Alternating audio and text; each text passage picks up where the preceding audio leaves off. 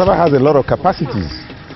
You find out that cassava itself is more than gari, is more than lafun, is more than fufu, is more than the starch that some of us in this country eat. Cassava is an industrial crop. Cassava is useful in the flour sector. At the same time, it's useful in the starch sector and several other sectors too. Cassava is also very, very important in the baking industry. It can be used to produce your bread. But in addition to that, cassava can be processed into starch.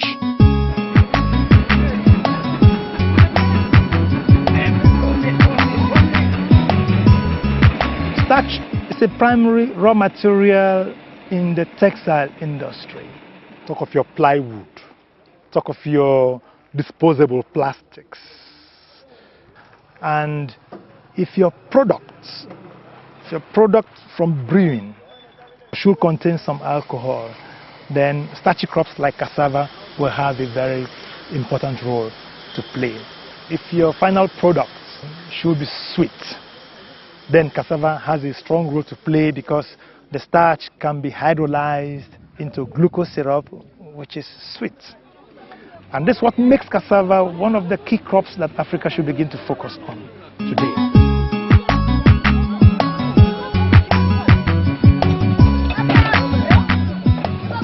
We produce 45 million tons of cassava every year. That makes Nigeria the largest producer of cassava in the world. But if you look at it, as with almost everything we have, we are not taking advantage of that. So there are huge problems with processing, huge problems with value addition, huge problems in getting cassava roots to market, and huge problems for the farmers getting good prices for it.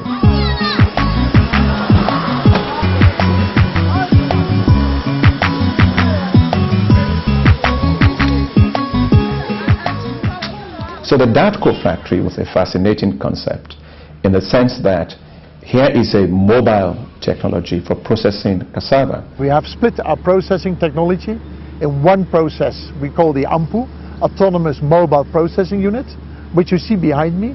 And from that, a truck brings the cake, we produce cake, brings it to the factory in Jalingo. And there we do the rest.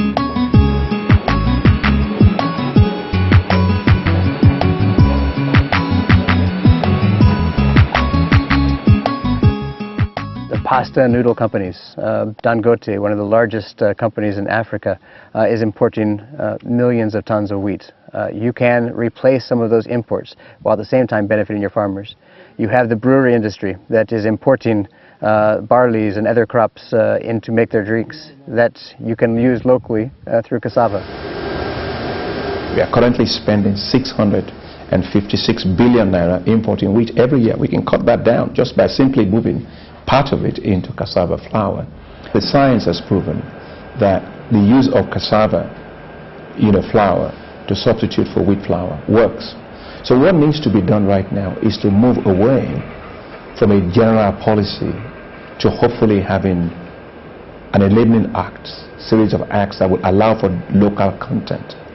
We have local content in the petroleum industry.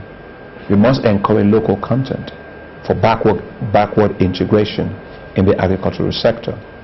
And in this administration, we believe that that's what needs to be done, and we are going to be pushing for that. The message for food and beverage industries in Nigeria will be to stand up and take notice, because cassava is making a strong entree into the both Nigerian but also international food market. It's in their own economic interest to do so, because they'll find that they will be getting raw materials that are grown at home and that are cheaper, and probably taste better. The potential of Nigeria for being left behind could be large.